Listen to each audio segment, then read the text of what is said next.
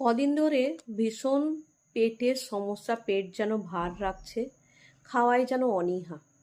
আমি যদি reiki grandmaster হয়ে যদি আমার এই রূপ হতে পারে, তো আর সাধারণ মানুষদের তাদের তো হবেই। তো ভাবলাম এই নিয়ে একটা ছোট্ট জান জানা তোমাদের কিছু একটা বিষয় জানান দিই যে কিভাবে তোমরা প্রতিদিন রেকিকে ব্যবহার করতে পারো, আর কোন চক্রা হিলিং করলে, কিভাবে থাকলে, কিভাবে খেলে তোমাদের জন্যে ভালো হবে।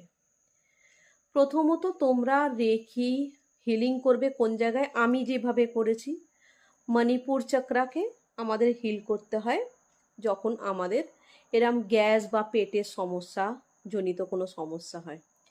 রেকিকে আহ্বান করে মণিপুর চক্রাকে আমরা হিল করলে সেটা গ্যাস থেকে, অ্যাসিডিটি থেকে আমাদের মুক্তি প্রদান করে। তাছাড়া একটু হালকা কিছু, যেমন কার্ড রাইস খাবো, আর কোনো হালকা ঝোল, বাঙালিরা তো ঝোল খায়, মাছটা না খাওয়াই ভালো, কারণ মাছ হাই প্রোটিনযুক্ত হয়, তো তাতে ফাইবারের ভাগ বেশি থাকে, প্রোটিনের ভাগ বেশি থাকে, যেটা ডাইজেশনে অনেক সমস্যা করে। তো আপনারা মণিপুর চক্রাতে রেকিকে আহ্বান করবেন, আর মণিপুর চক্রাকে হিলিং করলেই আপনাদের এই পেটের জনিত সমস্যা থেকে আপনারা মুক্তি পাবেন।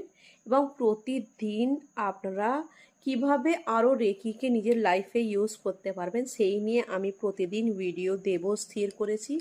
আমার একটা নতুন সিরিজ এইটা শুরু হয়েছে, যেটা রেকি সিরিজ নামে হবে।